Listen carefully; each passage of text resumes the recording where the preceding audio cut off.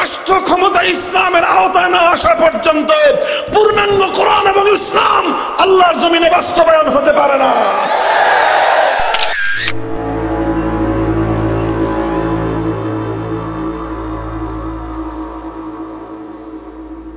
হিন্দু, বৌদ্ধ, খ্রিস্টান, অন্যান্য ধর্মাবলম্বীরা যদি রাজনৈতিক মতবাদ হিসেবে সেকুলারিজমকে, ধর্মনিরপেক্ষ মতবাদকে যদি তারা গ্রহণ করতে পারে, তাহলে মুসলমান কেন ধর্মনিরপেক্ষ মতবাদকে গ্রহণ করতে পারবে না?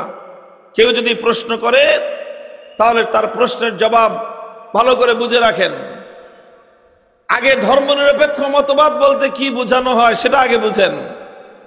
ধর্মনিরপেক্ষ মতবাদ, সেকুলারিজম, যার বাংলা অনুবাদ করা হয় ইহজাগতিকতা, পার্থিব বিষয়, আর এর যে ডেফিনিশন, এর যে সংজ্ঞা, সেটা হলো, এক কথায় বলতে গেলে ধর্মনিরপেক্ষ মতবাদের মূল কথা হলো রাষ্ট্রের সাথে কোনো ধর্মের সম্পর্ক থাকতে পারবে না। এটা হলো সেকুলারিজম, যে রাষ্ট্রের সাথে কোনো ধর্মের সম্পর্ক থাকতে পারবে না। এখন রাষ্ট্রের সাথে যদি কোনো ধর্মের সম্পর্ক না থাকে বা রাখা না যায়, এই মতবাদটা যদি একজন হিন্দু গ্রহণ করে কোনো সমস্যা নাই তার। একজন বৌদ্ধ বা খ্রিস্টান যদি এই মতবাদকে গ্রহণ করে, তার ধর্মীয় দৃষ্টিকোণ থেকে কোনো সমস্যা নাই। কেন সমস্যা নাই? কারণ একজন হিন্দু ভাইকে, একজন হিন্দু ধর্মাবলম্বীকে তার ধর্ম এরকম কথা বলে নাই যে তোমার রাষ্ট্রটাকে তোমার ধর্ম, হিন্দু ধর্ম অনুযায়ী পরিচালনা করতে হবে, এমন কোনো বাধ্যবাধকতা হিন্দু ধর্মে নাই। একই কথা বৌদ্ধ ধর্মেও রাষ্ট্রকে ধর্ম অনুযায়ী পরিচালনা করবার কোনো বাধ্যবাধকতা নাই। খ্রিস্টান ধর্মের মধ্যেও রাষ্ট্রকে ধর্ম অনুযায়ী পরিচালনা করবার কোনো বাধ্যবাধকতা নাই। বাধ্যবাধকতা না থাকার বড় কারণ হলো হিন্দু, বৌদ্ধ, খ্রিস্টান সহ অন্য সবগুলো ধর্মের মধ্যে রাষ্ট্র ব্যবস্থা পরিচালনার কোনো রূপরেখাই নাই।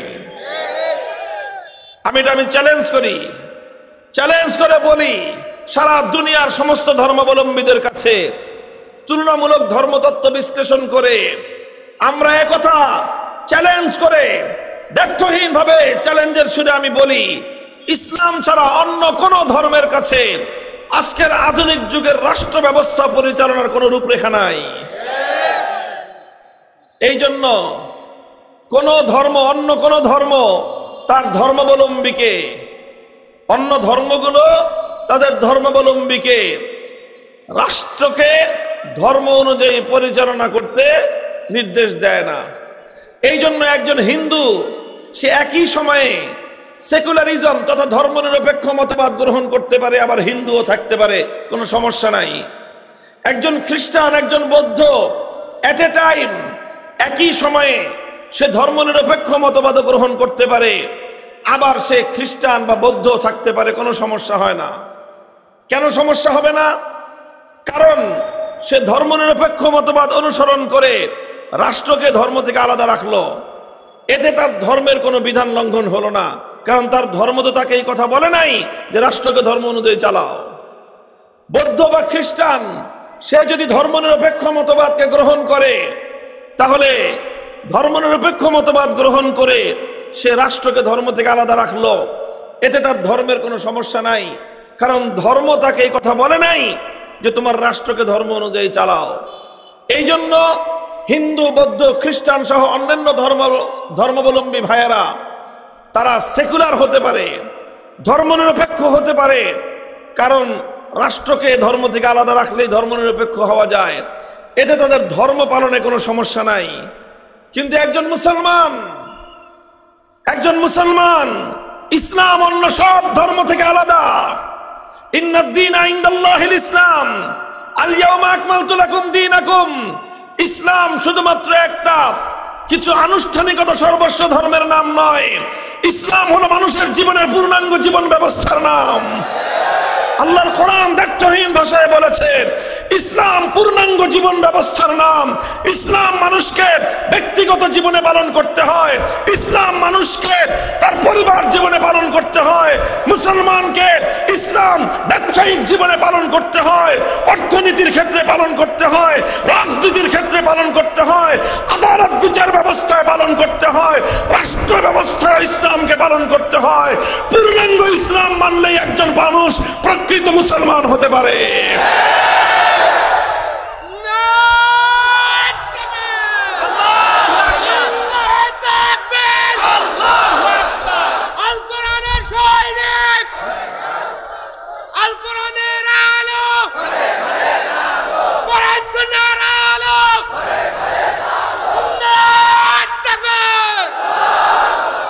মুহতারাম হাজিরিন, এই জন্য যেহেতু ইসলাম একটা পূর্ণাঙ্গ জীবন ব্যবস্থার নাম, ইসলাম কমপ্লিট কোড অফ লাইফের নাম, এই জন্য ইসলামের মধ্যে যেরকম ইবাদতের বিধান আছে, ইসলামের মধ্যে যেরকম মানুষের আচার আচরণ সংক্রান্ত বিধান রয়েছে, একইভাবে আল্লাহর কোরআনের কমপক্ষে 400-500 আয়াত এমন রয়েছে যে আয়াতগুলো বাস্তবায়ন করতে হলে রাষ্ট্র ক্ষমতার প্রয়োজন।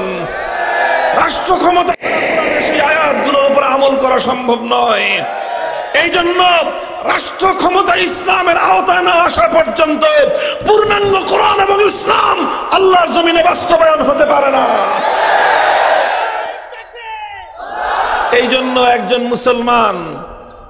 মুসলমান যদি সে ধর্মনিরপেক্ষ মতবাদের রাজনীতি করতে চায়, তাহলে তার সমস্যা যেটা হবে সেটা হলো এই, এখন তার সামনে দুই ধরনের নির্দেশনা আসবে। সে যদি ধর্মনিরপেক্ষ মতবাদ অনুসরণ করতে চায়, তাহলে ধর্মনিরপেক্ষ মতবাদ অনুযায়ী রাষ্ট্রকে ধর্ম থেকে আলাদা করতে হবে। কথা বলেন, ঠিক না বেঠিক? ধর্মনিরপেক্ষ মতবাদ অনুযায়ী রাষ্ট্রকে ধর্ম থেকে আলাদা করতে হবে। আবার যদি সে ইসলাম মানতে চায়, তাহলে ইসলাম বলবে রাষ্ট্রকে ধর্মের আন্ডারে নিয়ে আসো। ইসলাম বলবে রাষ্ট্রকে দিয়ে নামাজ কায়েম করো। ইসলাম বলবে রাষ্ট্রকে দিয়ে যাকাত বাস্তবায়ন করো। ইসলাম বলবে রাষ্ট্রকে দিয়ে আল্লাহর দ্বীন দুনিয়াতে বাস্তবায়ন করো। তাহলে ধর্মনিরপেক্ষ মতবাদ বলতেছে রাষ্ট্রকে ধর্ম থেকে আলাদা করো, ইসলাম বলতেছে রাষ্ট্রকে ধর্মের আন্ডারে আনো। এখন এই দুটো নির্দেশ একই সময়ে পালন করা সম্ভব? তুমি ধর্মকে রাষ্ট্র থেকে বিচ্ছিন্ন করবা, আবার রাষ্ট্রকে ধর্মের আন্ডারে আনবা, এই দুটো কোশ্চিনকেও একসঙ্গে বাস্তবায়ন করা সম্ভব নয়। তখন যে কোনো একটা মানতে হবে, আরেকটাকে তোমার ছাড়তে হবে। কথা বলেন ঠিক কি না? তোমার যে কোনো একটাকে মানতে হবে, আরেকটাকে ছাড়তে হবে। এখন কেউ যদি বলে যে ঠিক আছে, আমি ধর্মনিরপেক্ষ মতবাদের রাজনীতি করি, আমি এটাই ধরবো, that is your own right, তুমি সেটা করতে পারো। তুমি ধর্মনিরপেক্ষ মতবাদকে যদি আঁকড়ে ধরতে চাও, সেক্ষেত্রে তোমার ইসলাম ছুটে যাবে। আর যদি তুমি ইসলামকে ধরতে চাও, যদি বলো যে না আমি মুসলিম, ইসলামই আমার সবচেয়ে বড় কথা, আমার শেষ কথা ঈমান, যদি তুমি ইসলামকে ধরে থাকতে চাও, ধর্মনিরপেক্ষ মতবাদের উপর থাকার কোনো সুযোগ তোমার নাই। কেউ বলতে পারেন যে হুজুর তাহলে এই যে আওয়ামী লীগ যে করে, এই যে আওয়ামী লীগের লোকেরা একই সঙ্গে তারা মুসলমানও থাকে, আবার তারা ধর্মনিরপেক্ষও থাকে। কথা বলেন ঠিক কি না? তাহলে তারা থাকলো কিভাবে? ভাই তারা থাকলো কিভাবে? এই কথা বলতে গেলেই তো তারা রাগ করে, এই কথা বলতে গেলে আমাদের উপর ক্ষিপ্ত হয়।